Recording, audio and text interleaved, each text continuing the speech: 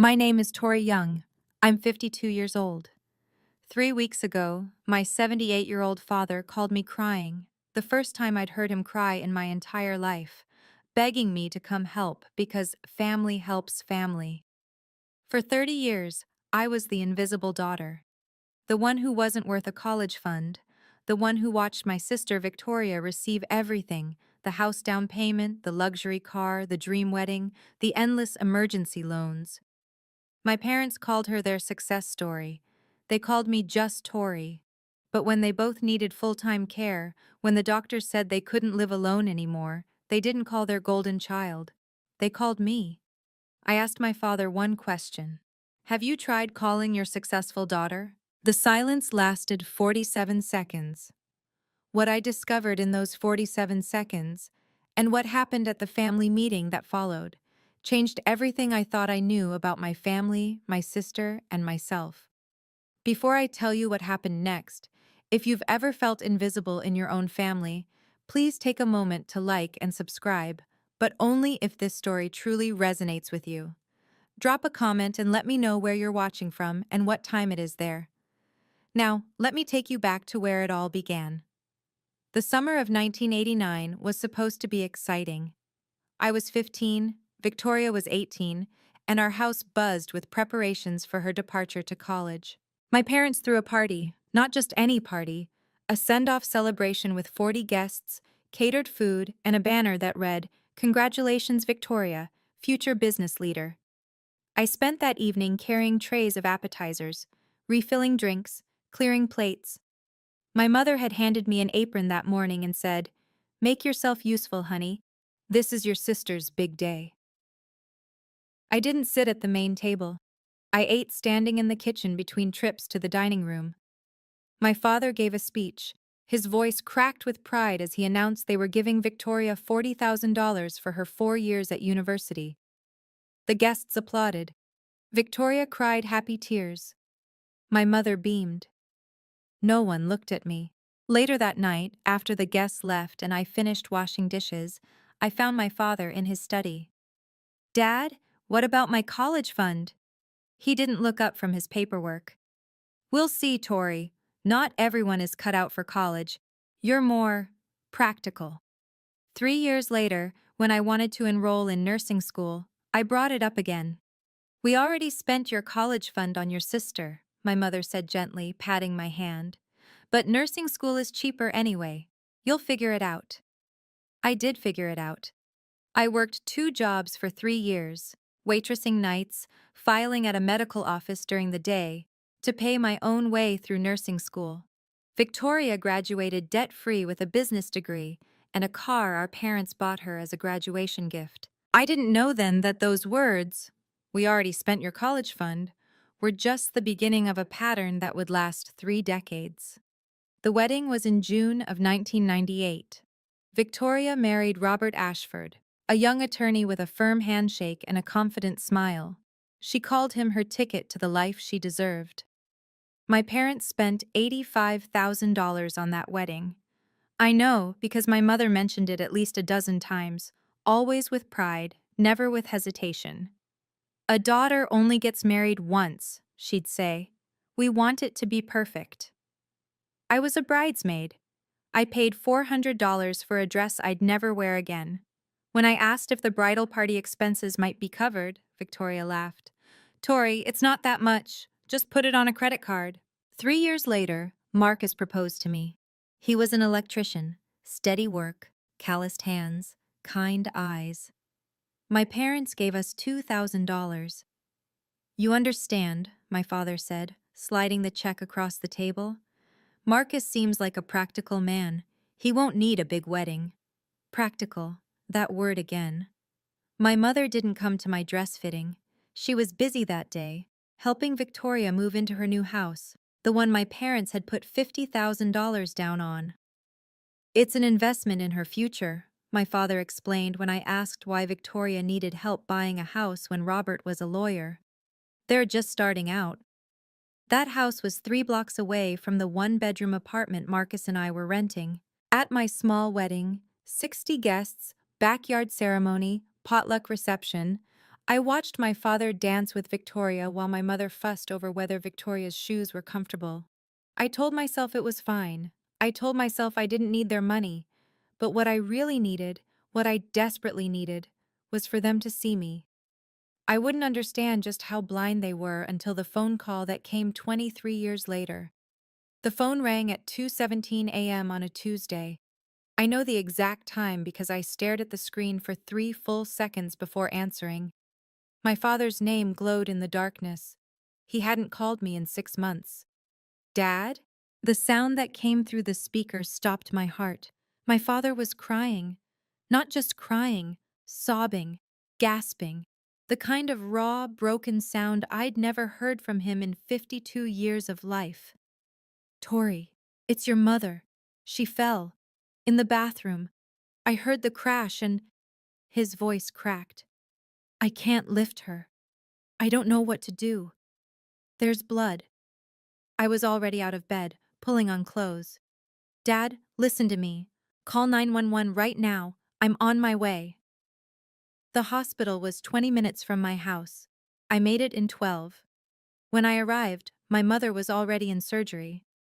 A broken hip, a bad one, the kind that changes everything for someone her age. My father sat slumped in a plastic chair, looking smaller than I'd ever seen him. Mr. Young? A doctor approached us. Dr. Morrison, according to his badge. Your wife's surgery will take several hours, but I need to discuss something with you. He explained it carefully. My mother would need extensive rehabilitation, 3 months minimum, and my father, he paused, glancing at his notes, had shown concerning signs during the intake assessment. Confusion, disorientation, early indicators of cognitive decline. They can't continue living independently, Dr. Morrison said. You'll need to make arrangements for full-time care. My father looked at me with desperate eyes. I'd spent 15 years as a geriatric care nurse. I knew exactly what full-time care meant. I knew the facilities, the costs, the slow erosion of savings that came with aging. What I didn't know yet was who my family expected to handle all of it. The next afternoon, I found my father sitting beside my mother's hospital bed. She was still groggy from surgery, drifting in and out of sleep. He looked like he'd aged 10 years overnight. Tori. He gestured for me to sit. We need to talk about what happens next. I sat. I waited. Your mother and we're going to need help. Real help. He rubbed his face with both hands. Someone to be there, to manage the medications, to make sure we're safe. I understand, Dad. You're a nurse. This is what you do. He looked at me with something I couldn't quite read. Family helps family, Tori. The words hung in the air between us. Have you called Victoria? Silence. 1 second, 5 seconds, 10. 47 seconds. I counted. Your sister is busy, he finally said. She has her own problems. What problems? He didn't answer. Instead, he shifted in his chair and said something that cut deeper than any silence. You've always been the reliable one, Tori. The one who doesn't complain. Victoria, she's... He paused. She's more fragile. She wouldn't handle this well.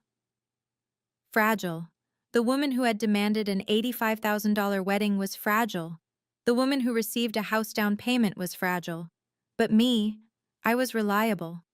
I thought about the 2 jobs I'd worked through nursing school, the $400 bridesmaid dress, the decades of watching from the outside. Dad, what exactly are you asking me to do? He listed it without hesitation. Coordinate their care, manage their medications, handle the medical decisions, visit regularly, be available. And Victoria? She'll help when she can. In 30 years, that was the first time my father had ever called me reliable. It felt less like a compliment and more like a confession, an admission that they'd always known who they could count on. They just never thought I was worth investing in. That night, I sat at my kitchen table with Marcus. The house was quiet except for the hum of the refrigerator and the weight of everything unsaid. What did Victoria say? Marcus asked. Dad didn't call her. Marcus set down his coffee cup.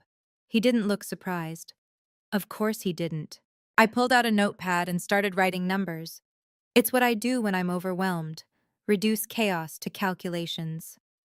Full-time caregiving meant quitting my job or cutting my hours drastically. That was $65,000 a year, gone. Professional in-home care ran $8,000 to $12,000 monthly. Assisted living facilities weren't much better. Their savings? Marcus asked. Maybe enough for 18 months, 2 years if we're careful. And if Victoria doesn't help? I didn't answer. I didn't need to. Marcus reached across the table and took my hand. His palms were rough from years of electrical work, but his grip was gentle. You've been saying yes to people who never see you, he said quietly. Maybe it's time to ask them why. I thought about every yes I'd given over 30 years. Yes to working through nursing school alone. Yes to a small wedding because we were practical. Yes to being overlooked at every holiday, every milestone, every family gathering where Victoria stood in the spotlight. What if I say yes again? I whispered. What if I just do what they expect? Then nothing changes. Marcus squeezed my hand. You'll disappear a little more every day, and they'll never even notice. He didn't tell me what to do. He never did. He just held my hand and said, whatever you decide, I'm here. But you deserve to be more than their backup plan. The next morning, I did something I'd never done in 30 years. I called Victoria myself. She answered on the 6th ring. Her voice was thick with sleep even though it was 9 in the morning. Hello? Victoria, it's Tori. A pause, a yawn. What time is it? 9. Mom fell. She's in the hospital. What? Suddenly she sounded more alert. When did this happen? 2 days ago. 2 days? Why didn't anyone call me? Dad said you were busy. Silence stretched between us. I heard rustling, sheets maybe, a door closing. I am busy, Tori. I have things going on. Mom needs surgery. She broke her hip. Dad's showing signs of cognitive decline. They need full-time care now. So what do you want me to do about it? The question hit me like ice water. Help. Share the responsibility. She sighed, long and heavy. You know I'm not good at that stuff. What stuff? Taking care of our parents? The medical things, the organizing, that's your world, Tori. It doesn't have to be just my world. Look, her voice hardened. You're the nurse. This is literally your job. You know how to handle old people. Old people, our parents. Victoria, they need money too. Care facilities cost thousands every month. I don't have money right now. You have the house, the one Mom and Dad bought for you. Dead silence. Victoria, I don't have that house anymore. What do you mean? I sold it 3 years ago, after the divorce. I felt the floor shift beneath me. The house my parents had sacrificed $50,000 to secure. Gone. And the money from the sale? That's none of your business. In 15 years of being a nurse, no one had ever made my profession feel so small. But it wasn't the dismissal that stung most. It was the absolute certainty in her voice that this was my problem to solve. Victoria, I need you to explain this to me. Explain what? My finances to you? If you can't contribute, I need to understand why. Another long sigh. I heard something in the background. A man's voice, muffled.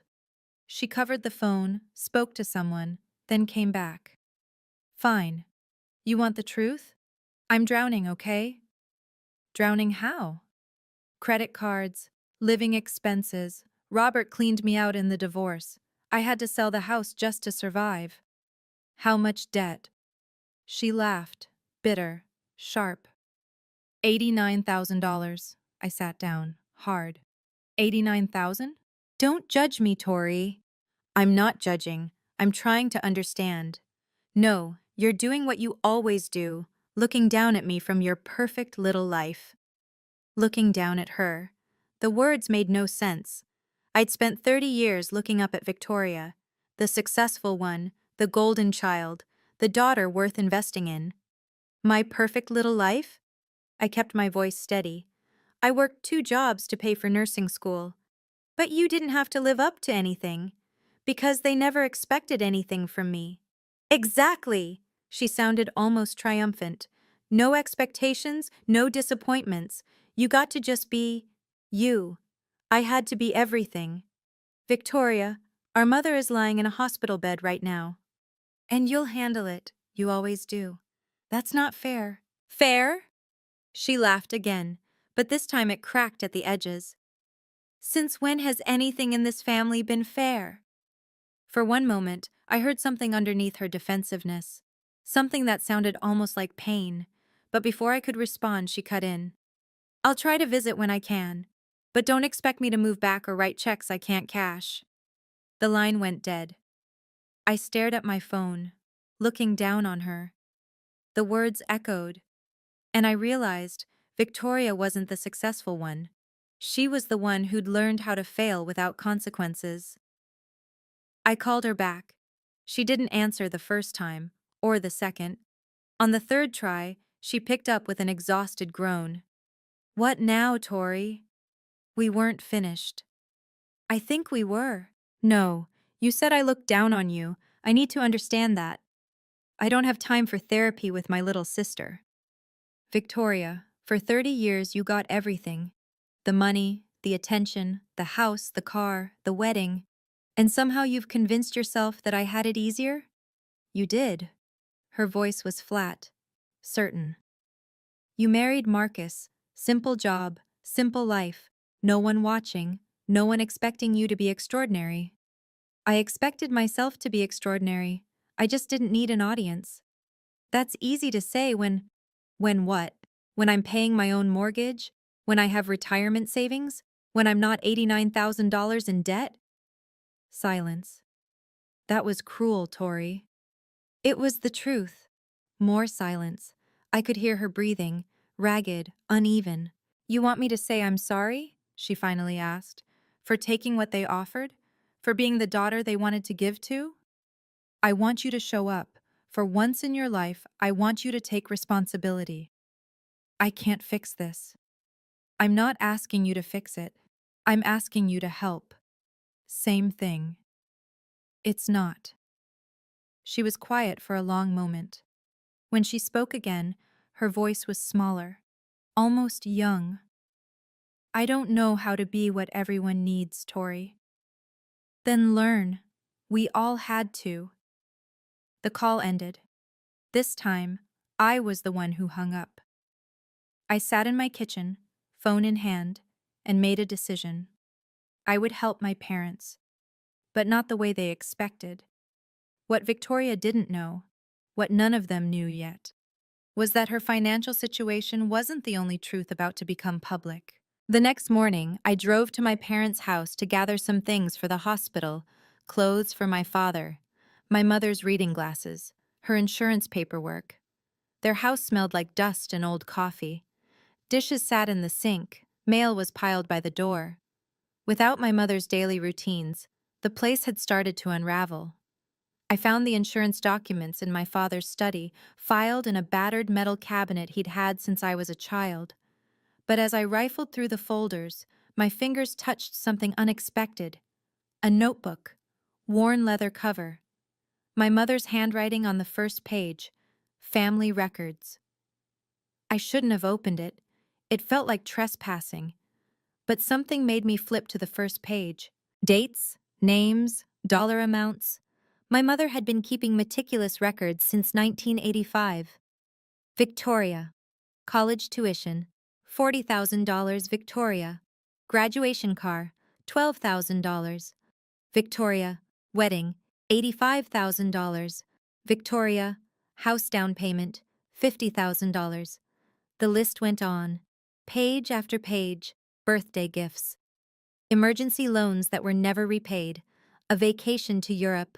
A new wardrobe for a job interview. Dental work. Credit card payments. I flipped to my section. Tori. Wedding gift, $2,000. Tori, baby shower, $300. Tori, kitchen appliances, Christmas 1998, $400. 4 pages for Victoria, half a page for me. I did the math in my head, then double-checked it. The numbers couldn't be right, but they were. The final entry was dated 3 months ago in my mother's shaky handwriting.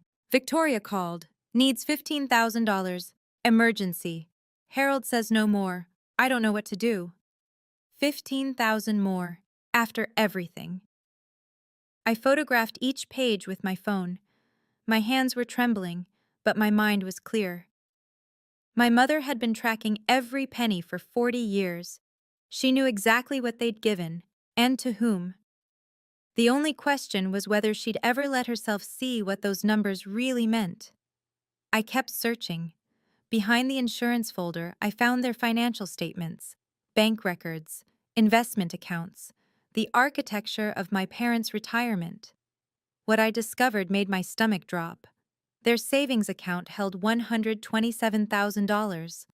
That sounded like a lot until I calculated what full-time care actually cost. I pulled out more papers, withdrawal records going back 10 years. Every few months, another chunk disappeared. 5,000 here, 10,000 there, 20,000 in one devastating swoop. The pattern was clear. Over the past decade, my parents had withdrawn more than $200,000. Almost all of it had gone to Victoria. Money for the divorce, money for starting over, money that was now buried under $89,000 of credit card debt. Their life insurance was minimal. Their long-term care insurance was non-existent. Medicare would cover hospital stays, but not assisted living, not in-home care. I called Diane Reeves, a colleague who managed a memory care facility downtown. She'd been in geriatric care even longer than I had. Their finances? She asked after I explained. Maybe 130,000 total. She was quiet for a moment. With their level of need, that gives them maybe 18 months in a decent facility. 2 years if you stretch it. After that, you're looking at Medicaid applications, spend downs. It gets complicated. What about family contribution? That helps. But Tori, she paused. The hospital is going to want a family meeting before discharge. That's standard for cases like this. A family meeting, where everything, their finances, their plans, their expectations, would have to be laid out in front of everyone. Tori? Diane's voice softened. This is going to get ugly.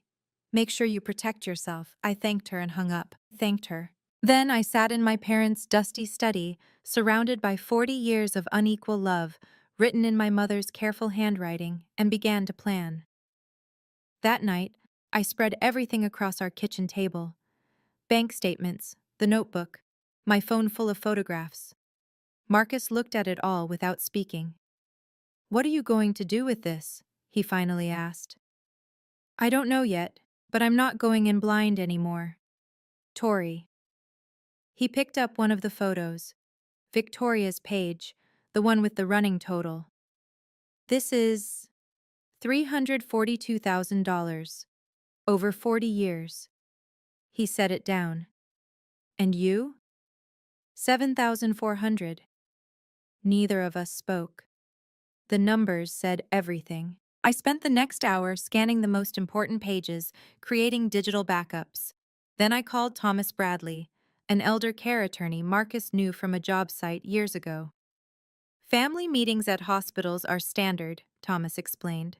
"They're meant to clarify responsibilities before discharge. Nothing you say there is legally binding." "Can they force Victoria to contribute?" "Legally? No. Adult children aren't obligated to pay for parents' care unless they've signed something. But socially, morally," he paused. "That's a different story." "What do you mean?" "Hospitals document these meetings. Social workers take notes. If one family member makes promises and doesn't follow through, that goes on record.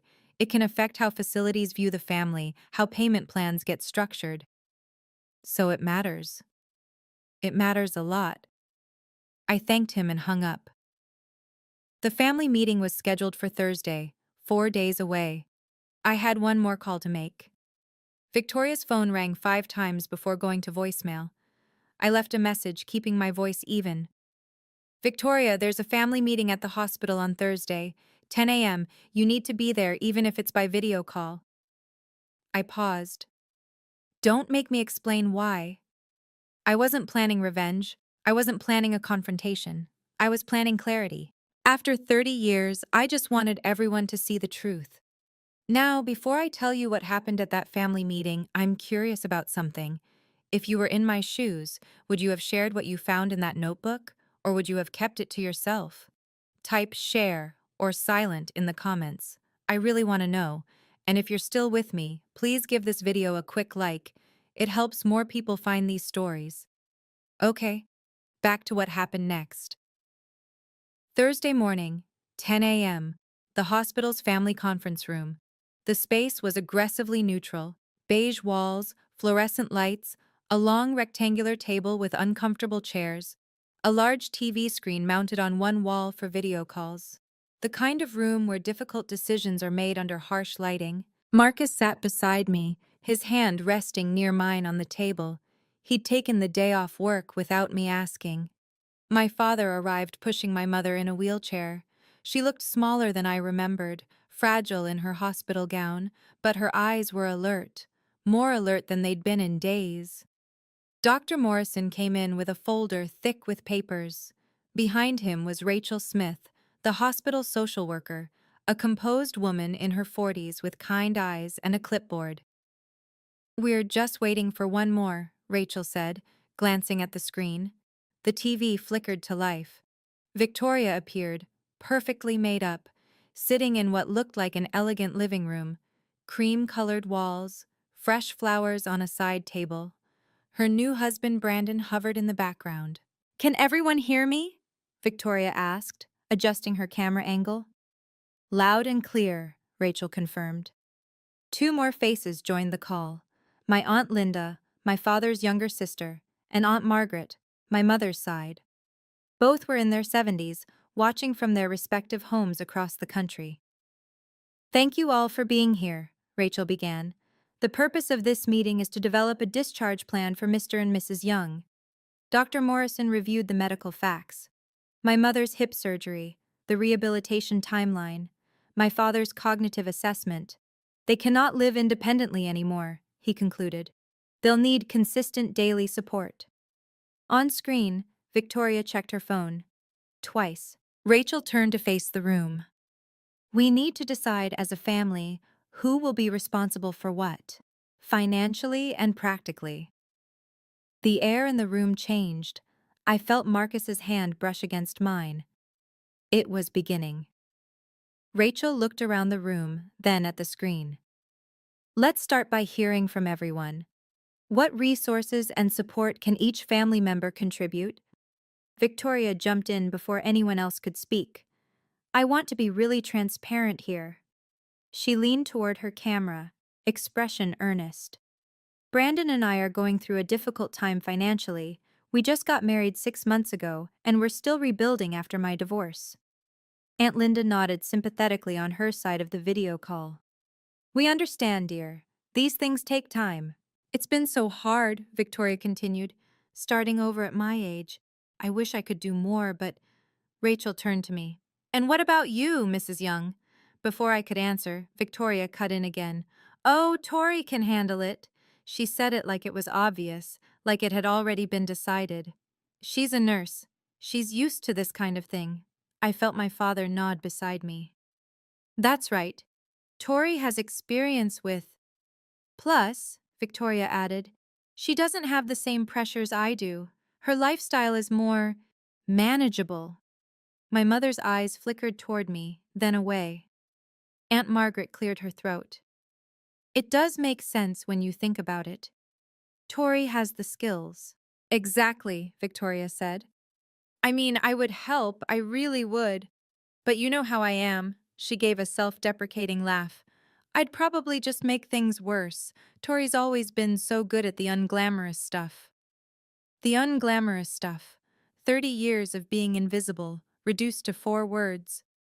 I looked at my mother.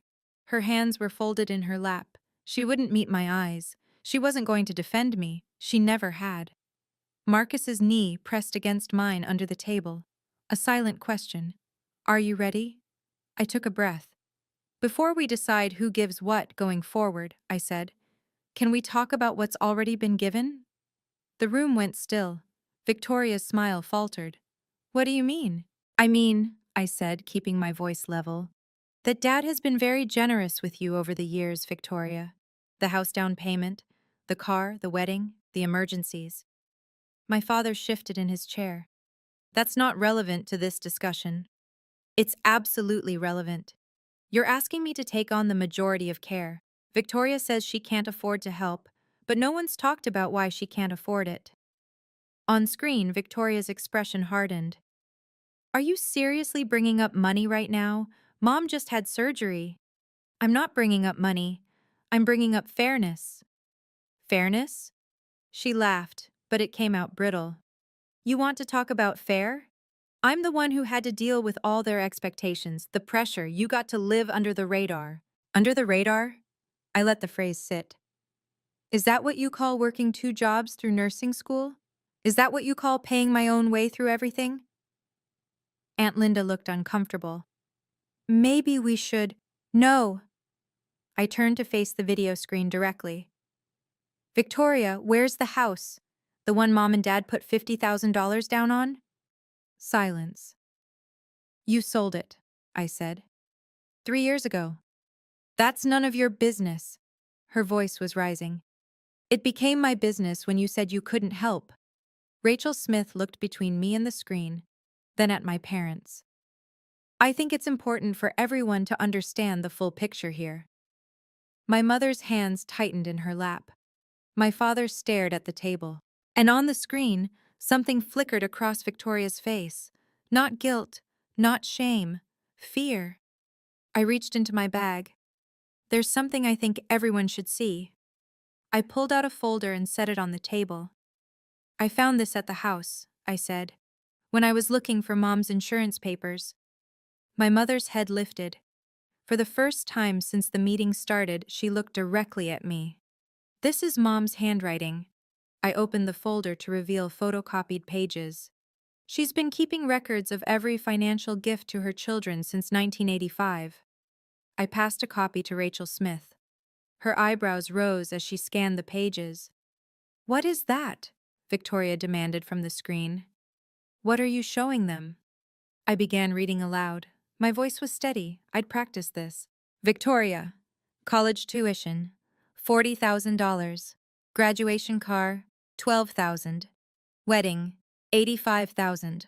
House down payment. $50,000. Between 1989 and last year, various emergency loans totaling $155,000. The numbers filled the room like stones dropping into water. In total, I said, over 40 years, Victoria has received approximately $342,000. Aunt Margaret gasped softly on screen. Aunt Linda's hand covered her mouth. And what does it say for you? Rachel asked gently. I turned to my section. Half a page. $7,400. Total. Victoria was shaking her head. Those are lies. Mom would never. I wrote that, Victoria. Every head turned toward my mother. Her voice was thin, trembling, but clear. I wrote all of it. Every penny, every date. She looked at the camera where Victoria's face had gone pale. It's all true. My father stared at the papers like he was seeing them for the first time. Maybe he was. Maybe he'd let my mother handle the details while he convinced himself it was all fair. The shame on his face told me he couldn't hide from the math anymore. No one could. This is insane, Victoria's voice pitched higher. You kept a ledger? Like we're accounts to be balanced? My mother flinched but didn't look away from the screen. That money was for emergencies, Victoria continued, for opportunities. You never needed it, Tori. You were always fine on your own. I was fine because I had to be. You chose that life. Did I? I kept my voice low, controlled. Or was it chosen for me? Rachel Smith was taking notes, her pen moving steadily across her clipboard. Let's stay focused on, she began. No. Victoria cut her off. I want to know what Tori thinks she's proving. That she's the martyr? The saint who suffered in silence? I'm not proving anything. I'm showing the truth. The truth is that I had more potential. I had more opportunities. That's why they invested in me. And how did those investments pay off, Victoria? She went still. You sold the house, I said. The one they bought you. You lost it. I didn't lose anything. I made a financial decision. You made a decision that left you $89,000 in credit card debt. Brandon shifted uncomfortably behind Victoria. Aunt Linda looked away. You have no right, Victoria started. I have every right. You're telling this family you can't contribute to our parents' care. I'm explaining why. I didn't raise my voice. I didn't need to. $342,000 and you can't spare $200 a month? Victoria's eyes glistened. For a moment she looked young, lost. You're trying to humiliate me. No. I shook my head slowly. I'm trying to tell the truth. For the first time in 30 years, I'm just telling the truth. The room was silent. My mother was crying quietly. And my father. My father couldn't look at anyone at all. Rachel Smith set down her pen. I think we need to pause and acknowledge what we've heard here. There's clearly a significant history that's affecting this conversation. I nodded. I'm not trying to punish anyone. I'm trying to be fair. Fair, Victoria muttered on screen. Yes, fair. I turned to face the whole room. Let me tell you what I have. I listed it simply. No pride, just facts. Marcus and I own our home. We paid off the mortgage last year. We have retirement savings we've built over 25 years. I have 15 years of experience in geriatric care. I know the system. I know the facilities. I know what mom and dad actually need. I paused. I can help. I have the skills, the resources, and honestly, the heart to help. But I won't do it as the invisible backup plan anymore. Aunt Margaret spoke up, her voice thick with emotion. Tori, we had no idea things were this unequal. No one asked. The words weren't accusatory. They were just true. My father cleared his throat. When he spoke, his voice was rough, broken. We did what we thought was best. Victoria always seemed to need more. She needed more because you taught her she deserved more. I looked at him, really looked at him. And you taught me to expect less, so I learned to build everything myself. My mother reached out and gripped my father's hand. Her lips were trembling. I'm sorry, she whispered. I thought Victoria needed it more. I thought you'd always be okay. I wasn't always okay, Mom. My voice cracked for the first time. I just learned not to ask. The silence that followed felt like something breaking open. And in that breaking, something shifted. I love you both, I said quietly. But love doesn't mean I have to erase myself. Rachel Smith leaned forward, her voice professionally calm. I think it's clear there's a lot of history here. But my job is to make sure Mr. and Mrs. Young have a safe discharge plan. She pulled out a printed sheet, a list of options. Let me walk through what we're looking at. Option 1, family provides direct care. That means someone is present 24/7, managing medications, meals, mobility. She looked around the room. No one volunteered. Option 2, assisted living facility. With their needs, you're looking at $6,000 to $10,000 per month. My father inhaled sharply. Option 3, in-home care with professional nurses, $4,000 to $8,000 monthly depending on hours. And their savings? Rachel asked, looking at me. Around $130,000. So options 2 or 3 would be sustainable for roughly 12 to 18 months. After that, a Medicaid application would need to begin. That's a process. Victoria spoke up, her voice smaller now. What about the house they're living in now? Could that be sold? My father looked like he'd been slapped. You want us to sell our house? I'm just asking about options. That house is their security, I said. Their home of 45 years, the place where they raised us. I know what it is, Tori. Then you know it's not an ATM. Victoria's jaw tightened. That's not what I meant. Isn't it? I kept my voice even. The difference between us, Victoria, is this. I'm trying to figure out how to help them keep what they have. You're already calculating what's left to take. Brandon put his hand on Victoria's shoulder. She shrugged it off. This is unfair, she said. You're making me the villain. I'm not making you anything. I'm asking you to show up. On screen, Victoria opened her mouth to respond. And then she said something that changed everything. Okay, I need to pause here because what Victoria said next, I still can't believe she said it in front of everyone. Before I continue, I have a question. Who do you think should be responsible for caring for aging parents? The child who received everything or the child who was self-sufficient? Tell me in the comments. I really want to hear your perspective. Now here's what she said. You know what? Victoria's voice was shaking now. Fine. You want to play this game, Tori? Let's play. She leaned into her camera, face flushed.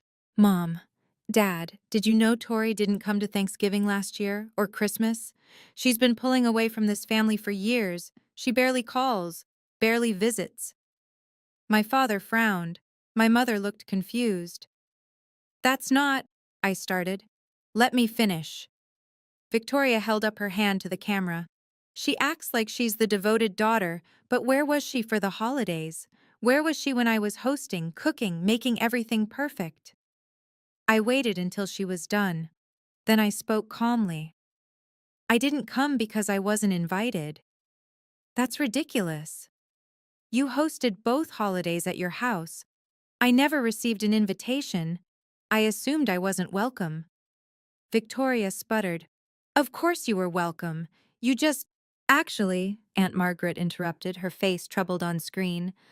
I remember asking about Tori at Thanksgiving. Victoria, you said she was doing her own thing this year. The color drained from Victoria's face. You're misremembering. I'm not. Aunt Margaret's voice was firm. I asked specifically. I thought it was strange Tori wasn't there. My mother turned to look at Victoria on the screen. You told me Tori was busy. You said she had to work. She probably did. I wasn't working. I kept my voice steady. I was home, waiting for a call that never came. The room was silent. Even Rachel had stopped writing. Victoria had tried to make me look like the absent daughter. Instead, she'd revealed she was the one who'd kept me away. I didn't need to accuse her. She'd accused herself. Victoria's voice faltered. That's not how I remember it. It's how I remember it, Aunt Margaret said quietly. It's how I remember it too. I stood up, not dramatically, just to stretch my back, to feel my own feet on the ground.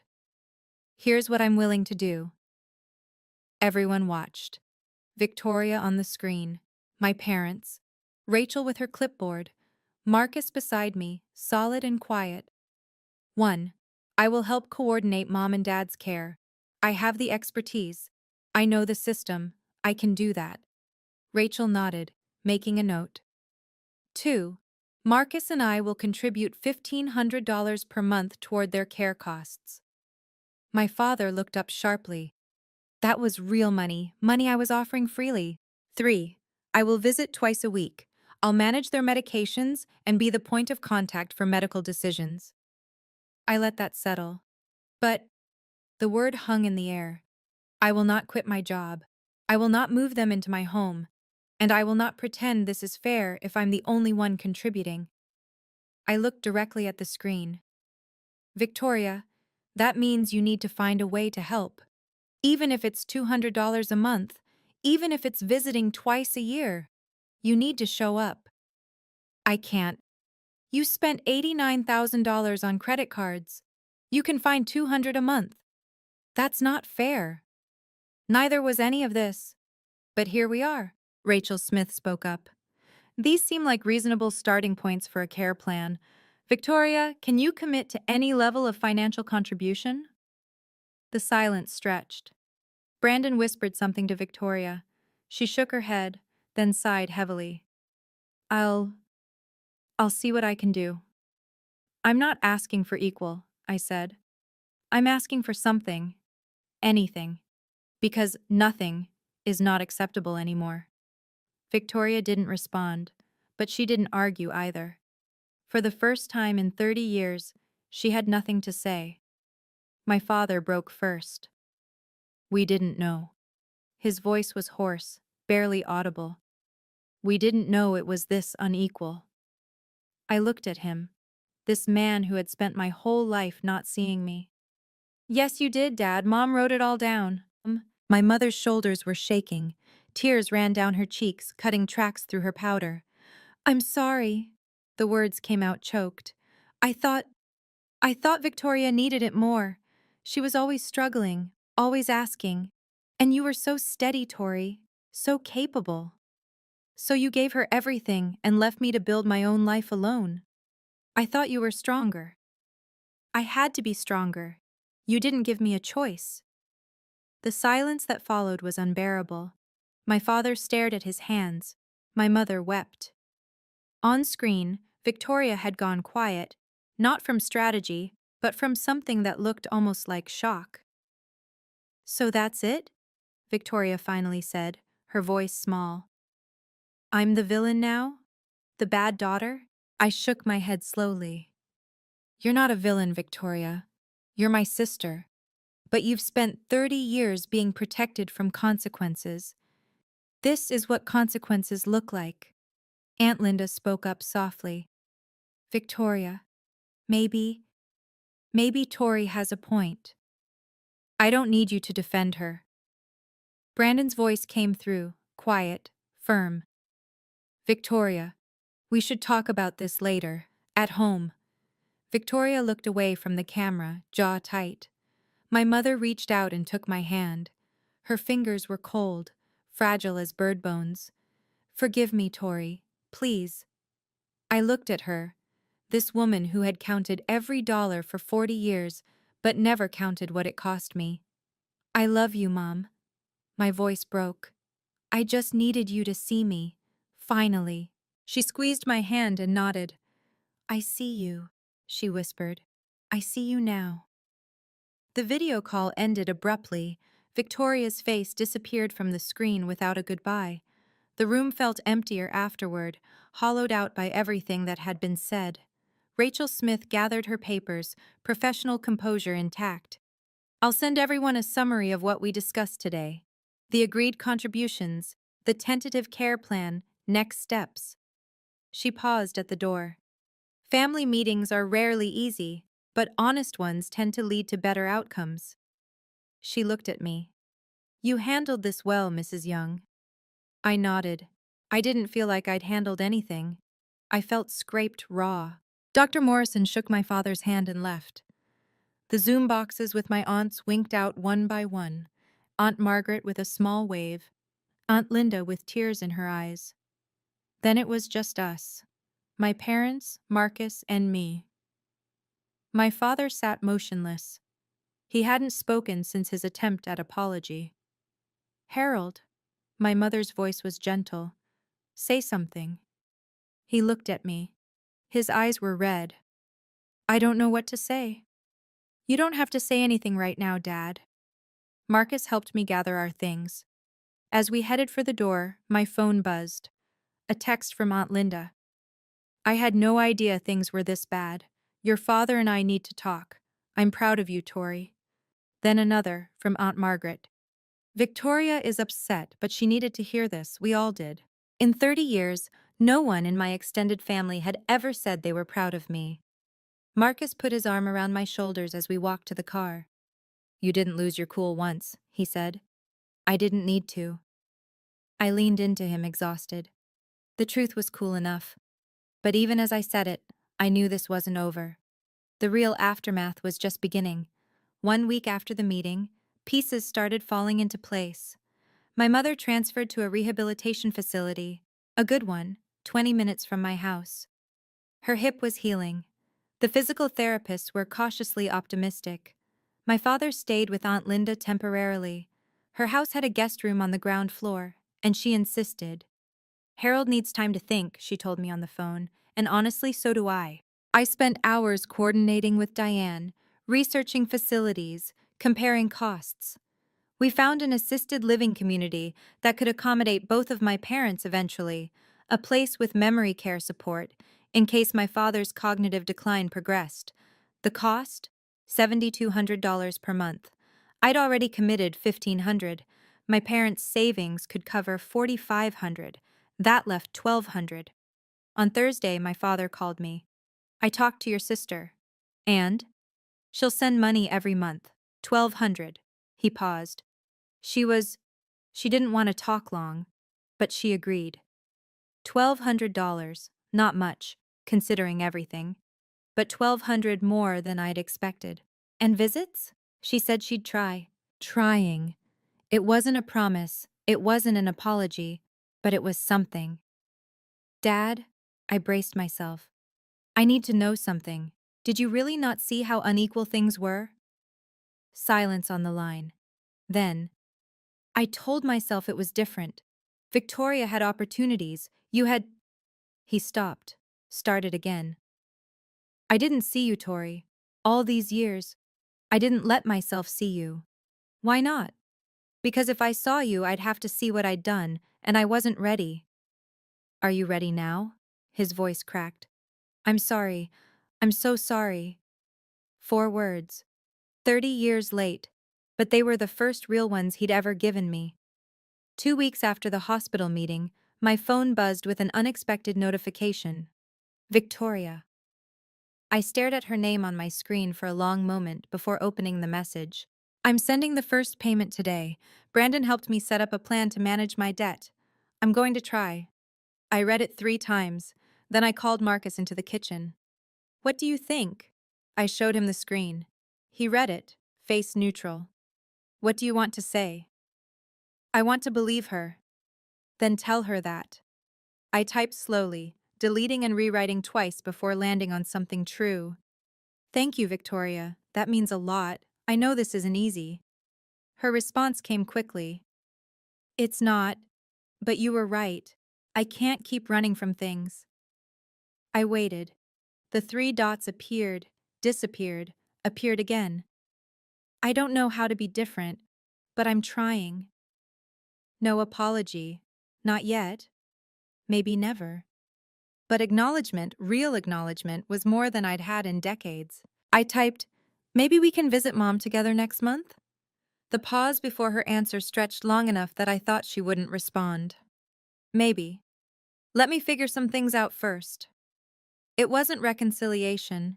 It wasn't forgiveness. It was 2 sisters trying to find a new language after 30 years of speaking different ones.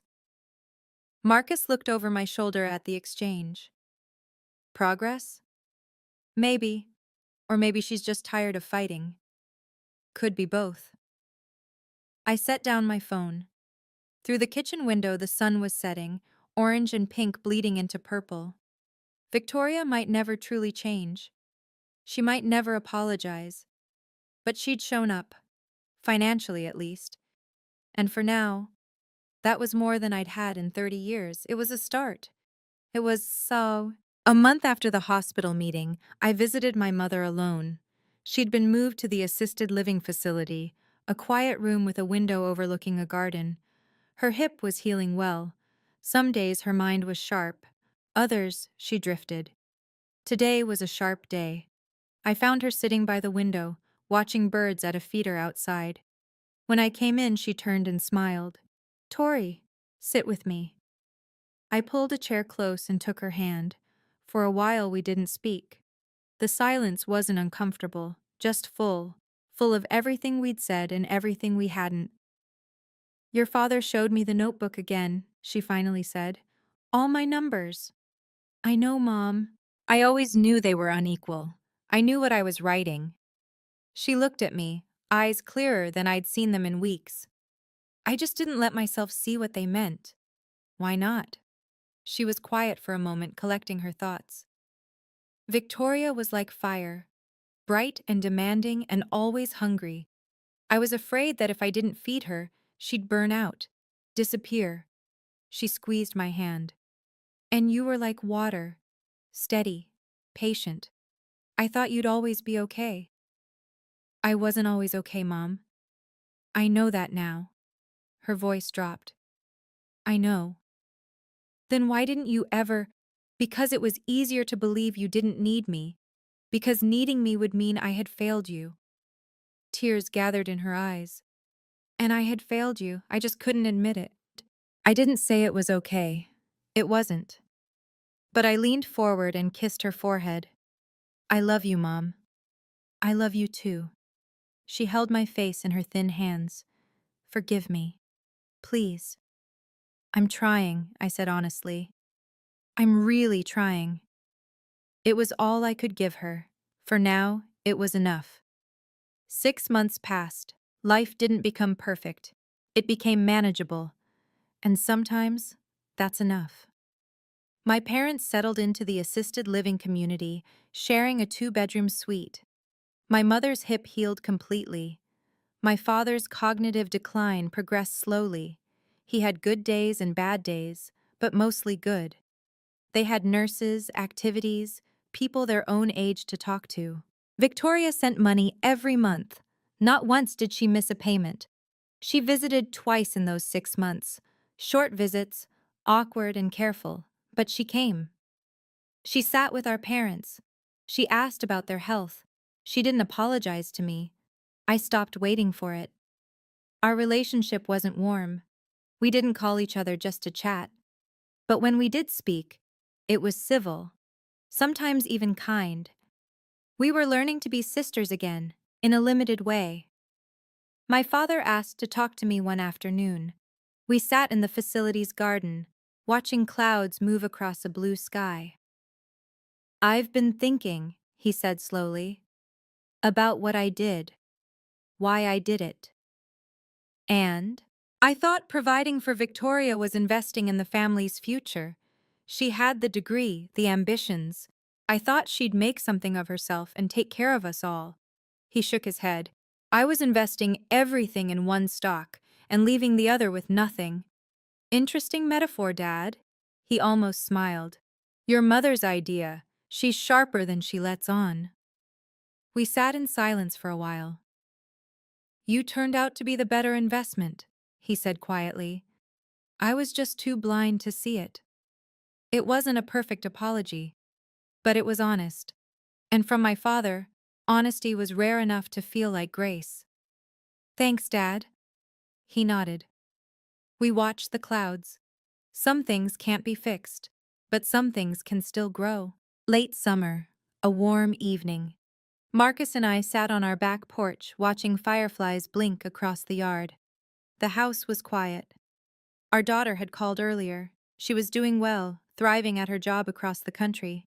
Marcus had grilled steaks. I'd made my mother's potato salad recipe. You're different, you know, Marcus said after a while. Good different or bad different? Lighter. He reached over and took my hand. Like you finally put down something heavy. I thought about that. 30 years I'd carried a question. Why am I not enough? I didn't ask it anymore. Not because I'd found an answer, but because the question had stopped mattering. I think I finally stopped trying to prove anything, I said. About time. I laughed, a real laugh surprised out of me. We sat in comfortable silence. The fireflies drifted. The stars emerged, one by one. Marcus? Thank you for never making me feel like I had to prove anything to you. He squeezed my hand. You never did. I always knew who you were. Even when I didn't? Especially then. I leaned my head on his shoulder. This man who had loved me quietly for 25 years, who had never asked me to be smaller, who had held my hand through hospital meetings and family revelations and everything that came after. He taught me something my parents never did, that being loved shouldn't feel like an audition. I'm grateful, I said, for this, for us. Me too. We didn't need to say more. The fireflies said it for us, small lights in the darkness, steady and persistent. Like water, my mother had said. Steady, patient. Maybe that wasn't such a bad thing to be after all. Looking back now, I can see what I learned. It took 30 years of silence and one hospital meeting to understand these truths. Setting boundaries isn't rejection, it's self preservation. I spent decades saying yes to people who never asked what I needed. Learning to say, not like this, wasn't cruelty, it was clarity. The truth may hurt in the moment, but silence hurts for a lifetime. I could have kept that notebook to myself. I could have swallowed my words at the family meeting, like I'd swallowed them for years. But every time I stayed quiet, I lost a piece of myself. Speaking up was terrifying. It was also the only way to get free. You don't need anyone's apology to start healing. Victoria hasn't apologized. She may never apologize. For a long time, I thought I needed those words to move forward. But I was wrong. Her apology is about her conscience. My healing is about my life. They don't have to be connected. I have new rules now, new boundaries. They're not complicated. I will help my family, but I will not sacrifice myself. I will speak truth, even when it's uncomfortable. I will not accept being invisible just to feel accepted. Victoria may never truly change. My parents may not live long enough to repair everything that was broken. But I've changed. I see myself clearly now. I know my worth, not because someone finally acknowledged it, but because I stopped waiting for permission to claim it. The reliable one, my father called me. The practical one. The one who doesn't complain. He meant it as a description of someone lesser, someone who didn't need attention or investment. But I know the truth now. Being reliable isn't a consolation prize. It's a superpower. And I finally learned how to use it. If you've made it this far, if you're still here after hearing my story, I want to tell you something. You don't have to wait 30 years to be seen. I did. I waited for my parents to notice me, to value me, to choose me the way they chose my sister. I waited for an acknowledgement that never came, until I stopped waiting and started speaking. If you recognize yourself in my story, if you're the overlooked one, the backup plan, the child who was always fine because no one bothered to check, please hear me. You can speak up. You can set boundaries. You can demand fairness without demanding revenge, and you don't need their apology to start healing. Their apology is about them. Your healing is about you. My father asked me once, years ago, why I didn't become a doctor like he'd hoped Victoria would. I told him, because I chose to help people who have time left instead of impressing people who never had time for me. He didn't have a response back then, but after everything that happened, after the hospital meeting, after the truth came out, after 6 months of rebuilding, he told me something different. I should have been proud of you all along, he said. I should have seen who you were.